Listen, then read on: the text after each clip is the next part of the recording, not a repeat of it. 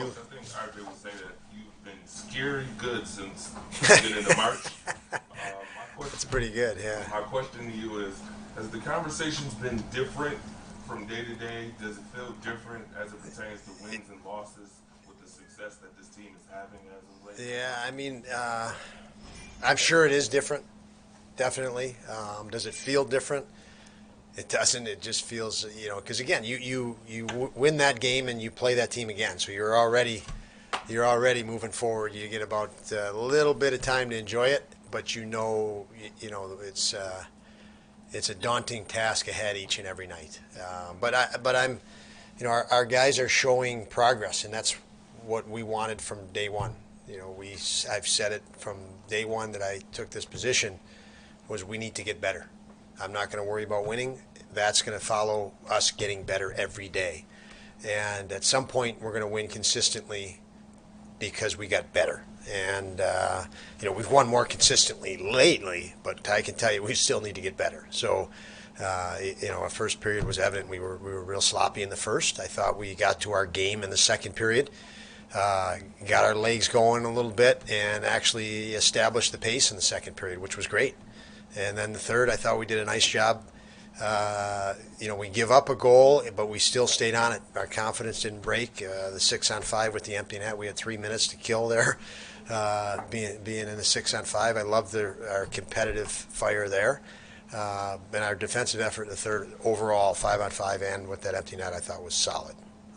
In the first period, was part of the problem the way Carolina plays defense? Did that cause you guys to start making turnovers? They do some things different. A lot of aerials, a lot of they go. The terminology coaches speak with just north. They just go north quick and fast, and they advance it to the next zone. So out of their D zone, they'll just aerial the puck or loft it in the neutral zone and to pressure.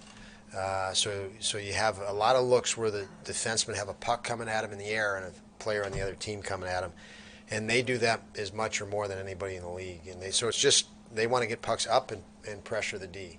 And it does take a little bit to adjust. It's just a different dynamic. And, unless you've played them recently or playing regularly, it's much different than you're accustomed to from the defensive side all around. And it did take us a while to adjust to that. It probably will still take us a bit next game, 2 days from now.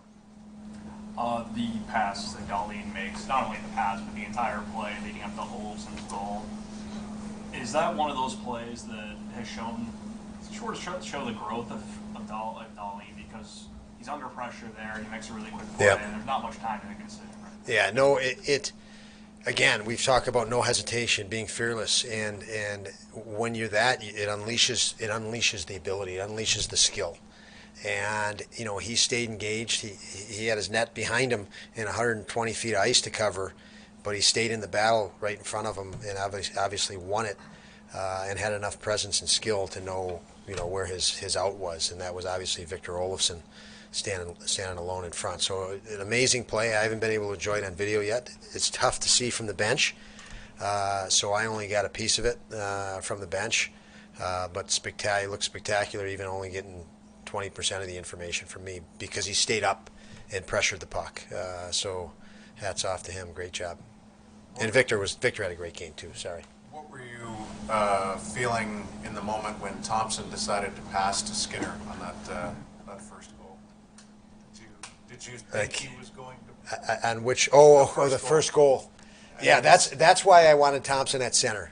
That vision and that creativity. You get him off the wall, and he can. His peripheral is so incredible, and he obviously manipulated the defenseman. You caught me. I didn't know if it was, an empty net at the end of a game you were referring to or something, but now I got you. The first goal of the game. Yeah. No, that's the vision and talent of Tage. That's why I like him at center, because he's not stuck on a wall and he can where he can only go one way. He is a lot to handle there, which we've all come to know. It was a great play, but as he's coming down, were you thinking to yourself, shoot it? Absolutely. You've got a great view from the bench. You see the net. You see a guy that's got 30 goals, and that's again. I mean, he's a 30-goal scorer. He's staring right at the net, and he still has the presence to manipulate and make that play. I saw him do that one day with Austin Matthews in St. Paul, Minnesota, when I had both of those two, and he did almost the same thing. He drew everyone in and laid it to Austin for basically in a tap-in empty net goal, and it reminded me of that one. Deja vu. As much as some people in the moment might think, oh, they're overpassing, do you not feel really confident that the guys that are making these plays feel so good with one another that they believe they can keep making? Yeah, I do think. Later on, we saw it was the top line again. You know, and ended up being a big scramble in the crease. Yeah. But you know, Thompson passed it back. Skinner kind of bobbled a little bit, but it was instinct that was so much on display. I guess when you don't score, the reflex is you're going to say you overpassed. So, yeah, that's never going to end. You know, if you score on those plays, you didn't overpass. If you didn't score, then you leave it. Maybe Thompson should have shot on that play, right? So, yeah, I don't even want to let my mind go there. Coach, He gets lost in some of the other stuff that Craig, really sturdy early on. Your backbone tonight. He's been great. I mean, his numbers, his wins. I mean, you know, it's he's put us in the win column. You can just look at his record and imagine if he was healthy. I mean, he's done a great job for us, and he has come into this season ready to go. And he shows us. He just has such a presence. The late stuff in the game and all that traffic in front of the net, and just like the other night, his ability to deal with that, or the night he played last, you just see he has calm because he can read the situation so well. And he's a big component, big factor tonight, no question. Coach, could we get your assessment on Victor Olofsson as of late? Oh, he's been good. That's a great question. I mean, he's been outstanding. Two great plays tonight. The insurance goal there, Cousins' goal on the power play. Victor pressured the puck, forced it, and for possession on the forecheck, and then had a couple plays. They're an aggressive penalty kill team, and he had a real good presence with the puck, and backed off their penalty kill enough that eventually it led to Cousins' goal. So he did about 3 or 4 real subtle things and competitive things that were nice to see. It's nice to see him. He's put the work in. He's had to battle an injury much longer than meets the eye, really, to get to this point. And so it's nice to see him get rewarded with production. On your first power play, you never got an entry in 2 minutes, but you did get a power play goal later.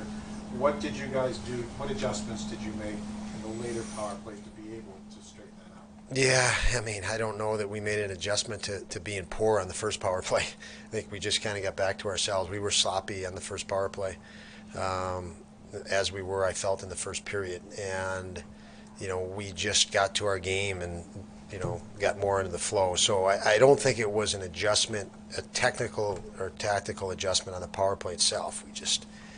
We were out to lunch on the first one. You can quote me on that, too.